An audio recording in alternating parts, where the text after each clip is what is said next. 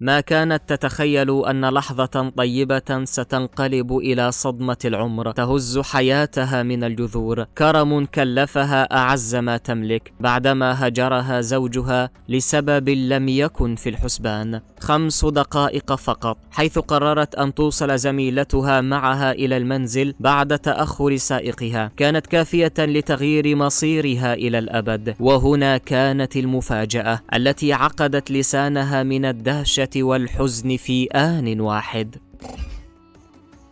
5 دقائق فقط كانت كفيلة بتغيير كل شيء. ثقة، كرم، ونية طيبة تحولت إلى ضربة لم تكن في الحسبان. ليتها لم تركب معه في تلك المرة التي طغى فيها كرمها على غيرتها على شريك حياتها. الزوج الذي رافقهما في الطريق لم ينس تلك الدقائق، لكنه لم يحتفظ بها كذكرى عابرة، بل اتخذ منها بداية لقصة جديدة، قصة تحزن قلب امرأة وتجعل من أخرى ملكة متوجة على حساب الأخرى. فبعد أشهر قليلة فاجأ زوجته بطلب مفاجئ. أرجو ألا تفهمي رغبتي على سبيل الخطأ، ربما كانت صدفة، لكن ما حدث بعد ذلك أشعل في نفسي شيئا. عقد قرانه على زميلتها التي تعمل معها في المدرسة نفسها في المنطقة الجنوبية. طلب الزواج تم، والموافقة جاءت من أهل الزميلة دون تردد. أما الزوجة فبقيت تردد بين نفسها، هل كان كرمها خطأ، أم أن من يريد الفعل لا ينتظر الفرصة وربما يصنعها؟ في إحدى المدارس بالمنطقة الجنوبية كانت ريم معلمة مجتهدة تشارك عملها اليومي مع زميلة مقربة جمعتهما علاقة طيبة. وفي أحد الأيام تأخر سائق الزميلة عن الحضور، فبادرت ريم بعرض إيصالها معها ولم تتردد في طلب ذلك من زوجها. كان الأمر عاديا، أو هكذا ظنت. ذلك المشوار القصير الذي لم يتجاوز 5 دقائق ترك أثرا لم يكن في الحسبان. الزوج الذي لم يبدي شيئا في وقته بدا لاحقا يظهر اهتماما غريبا بزميلة زوجته. محادثات عابرة،